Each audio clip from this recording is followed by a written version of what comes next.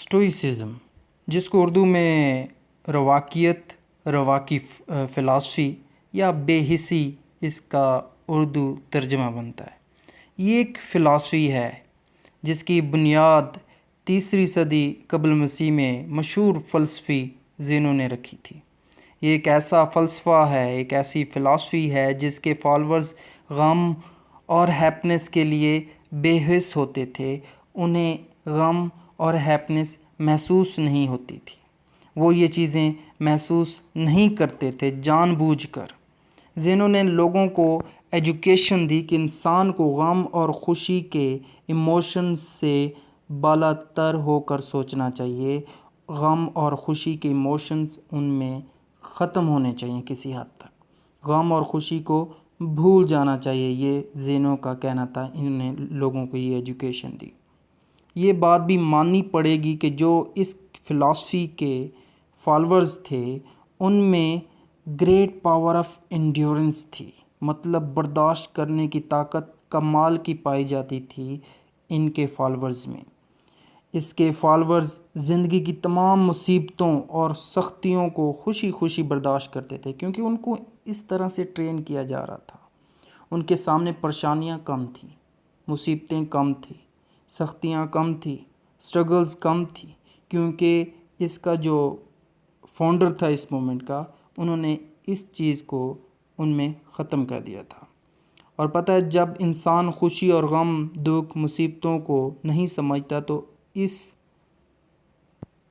इंसान में ख़ुद की ज़िम्मेदारियों और जो रिस्पॉन्सिबिलिटीज़ होती हैं उनसे वो इंसान दूर भागता है। वो रिस्पॉन्सिबिलिटीज़ नहीं देख पाता, वो इंसान चैलेंजेस का सामना नहीं कर पाता, वो चैलेंजेस से दूर भागता है जब ये चीज़ें नहीं होती। कंपटीशंस नहीं कर पाता क्योंकि वो फील करना उसने छोड़ दिया था।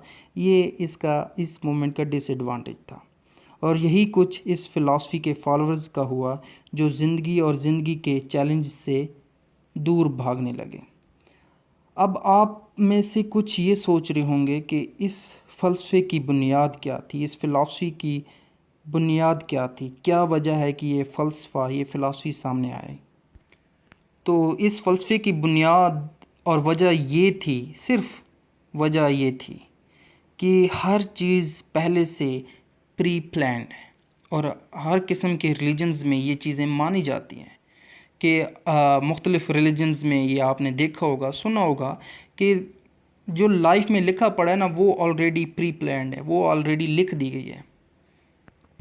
गॉड ने हर फैसला पहले ही कर दिया।